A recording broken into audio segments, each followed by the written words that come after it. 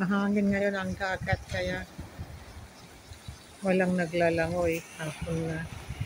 Sa malamig na ang simoy ng hangin. Ay, ang ganda po ng resorts na ito.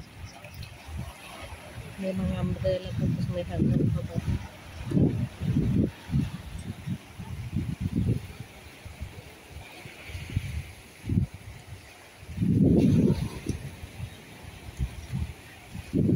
Ayan, ang ganda-ganda po ng resorts na ito.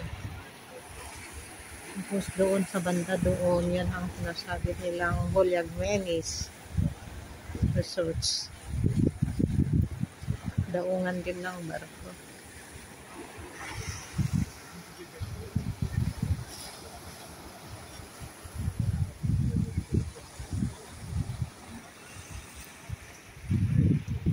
Ay, ang sarap ng buhay nila mga Greek. Paghapon, nagpapahinga na, natutulog. Pag-araw, naliligo sila.